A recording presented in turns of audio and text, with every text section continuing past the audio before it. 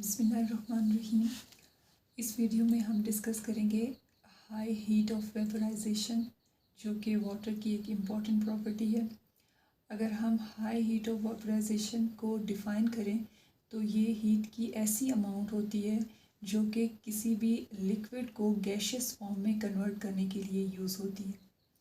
Water को gaseous form में यानी वाटर वेपर्स में कन्वर्ट करने के लिए large amount of heat require होती है, और वाटर की जो हीट ऑफ वेपराइजेशन है वो 574 किलो कैलोरीज पर केजी है। यानी ये हीट अब्सॉर्ब करके वाटर जो है वो लिक्विड फेज से गैशियस फॉर्म में कन्वर्ट हो जाता है।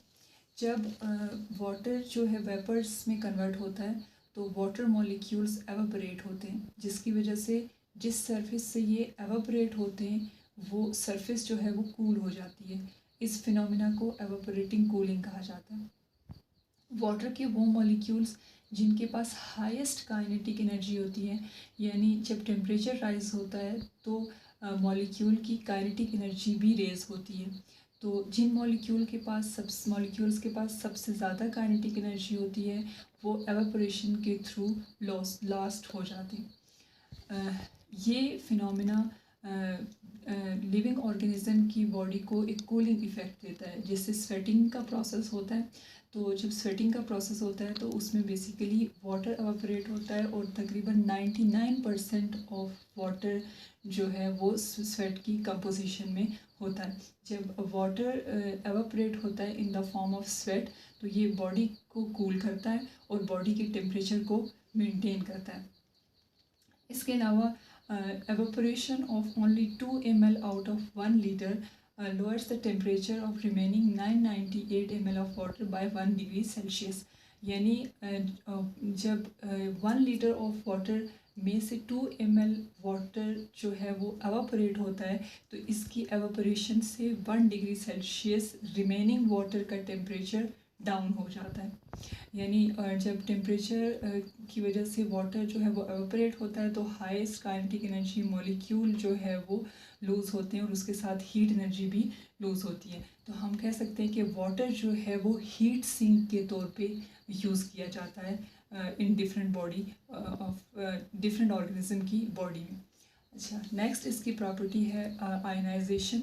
आयनाइजेशन क्या होता है कि जब कोई भी मॉलिक्यूल जो है वो डिसोसिएट हो जाता है आयंस के अंदर तो उसको आयनाइजेशन कहा जाता है।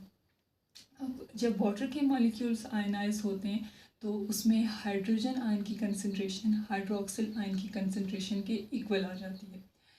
जो वाटर है, न्यूट्रल वाटर की pH एट 25 डिग्री सेंटीग्रेड 7 होती है, और जैसे जैसे टेम्परेचर राइज करता है pH फ्लक्चुएट करती है, लेकिन जो हाइड्रोजन आयन की कंसंट्रेशन है वो हमेशा हाइड्रोक्सिल आयन की कंसंट्रेशन के इक्वल ही रहती है। और हाइड्रोजन आयन की कंसंट्रेशन एट 25 डिग्री सेंटीग्रेड जो है आयनाइज फॉर्म में जो वाटर मॉलिक्यूल होते हैं वो 10⁻⁻7 मोल्स पर लीटर होते हैं। यानी जो आयनाइजेशन की फॉर्म में वाटर की बहुत ही स्मॉल अमाउंट एग्जिस्ट करती है, और जो इसकी जो pH जो मेंटेन होती है वो 7 मेंटेन होती है। अच्छा, अगर हम अपने प्रीवियस टॉपिक के रेफरेंस से देखें तो एक क्वेश्चन जो है वो किया जाता है कि why steam cause more severe burn than the boiling water, कि जो स्टीम है उसका बर्न जो है वो बॉइलिंग वाटर से ज़्यादा स्वेयर क्यों होता है। तो स्टीम का जो बर्न है वो बॉइलिंग वाटर से ज़्यादा इस वजह से होता है क्योंकि उसके पास हीट ऑफ बॉइलिंग वाटर भी होती है, और इसके अलावा इसके पास लेटेंट हीट ऑफ वेपराइजेशन भी होती है। यानी वो हीट भी जिसकी वजह से वाटर बॉयल हुआ, और वो हीट भी जिसकी वजह से वाटर एक फेज़ से दूसरे फेज़ में यानी लिक्विड से गैशियस फॉर्म में कन्वर्ट हुआ। तो जब स्किन पे जो है वो स्टीम फॉल करता है तो बॉइलिंग वाटर की जो हीट एनर्जी है वो तो पहुंचती है, तो उसके साथ साथ जो है वो हीट ऑफ वेपराइजेशन यानी 574 किलो कैलोरीज पर केजी के हिसाब से जो लेटेंट हीट ऑफ वेपराइजेशन है वो भी जो है स्किन के साथ लगती है, जिसकी वजह से जो बर्न है वो ज़्यादा स्वेयर होता है। नेक्स्ट जो करेक्टरिस्टिक है वाटर की वो है density of the water. Density कहा जाता है मैस पर यूनिट वॉल्यूम को। वाटर जब सॉलिड फॉर्म में होता है तो इसकी डेंसिटी कम होती है as compared to its liquid form, यानी जो आइस है उसकी डेंसिटी कम होती है लिक्विड वाटर के मुकाबले में। जो आइस है उसकी जो डेंसिटी है वो वाटर के मुकाबले में कम क्यों होती है?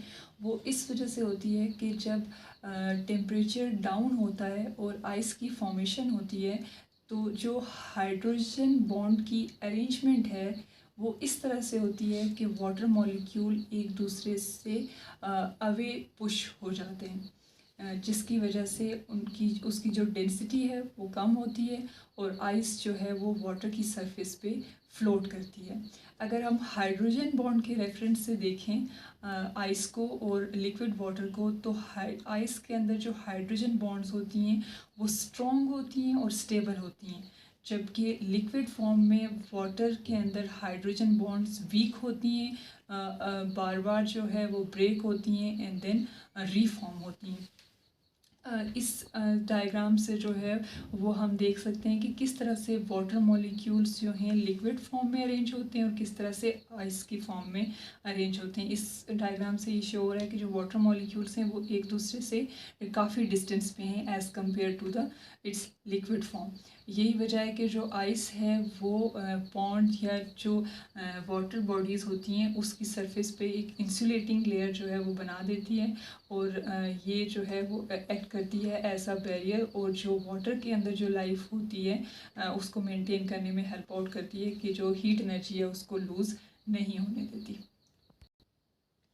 नेक्स्ट हम वाटर का रिएक्शन देखते हैं सोप के साथ। जो क्लींजिंग एक्शन है सोप का वो वाटर के साथ मिलके होता है और जो वाटर के कंपोनेंट्स हैं वो दो मेजर कंपोनेंट्स होते हैं। एक उसका पोलर स्ट्रक्चर होता है जो कि आयनिक सॉल्ट एंड कहलाता है और ये हाइड्रोफिलिक होता है यानी वाटर के साथ इंटरेक्टिव होता है, जबकि जो दूसरा एंड होता है वो नॉन पोलर स्ट्रक्चर होता है। ये एक लॉन्ग हाइड्रोकार्बन चेन होती है जो कि हाइड्रोफोबिक होती है और ये वाटर की रिपेलेंट होती है।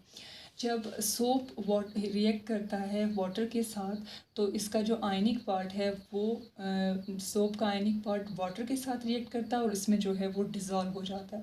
जो सोप मॉलिक्यूल्स होते हैं हम कह सकते हैं कि they stand up on the surface of the water molecule. कैसे स्टैंड अप होते हैं कि सपोज़ अगर हमारे पास ये एक वाटर सरफेस है तो जो वाटर लविंग पोर्शन है सोप का वो उसका इंटरेक्शन वाटर के साथ होगा, जबकि जो हाइड्रोफोबिक लॉन्ग चेन है वो वाटर से अवे स्टैंड करेगी।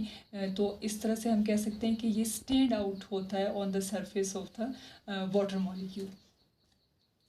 तो इस तरह से हम कह सकते हैं कि जो सोप मॉलिक्यूल होता है उसकी ड्यूअल नेचर होती है, यानी वो हाइड्रोफिलिक भी होता है और हाइड्रोफोबिक भी होता है। और ये जो है सोप मॉलिक्यूल जो होता है वो एक्ट करता है as a bridge between the water polar molecules and the oil non polar molecules, यानी जब ऑयल के स्टेन वगैरह को दूर करने के लिए सोप और वाटर का जो है वो इस्तेमाल किया जाता है। तो इसका इंटरेक्शन कुछ इस तरह से होता है कि जो सोप का हाइड्रोफिलिक एंड है वो वाटर के साथ इंटरेक्ट करता है और जो हाइड्रोफोबिक एंड है वो ऑयल के साथ इंटरेक्ट करता है।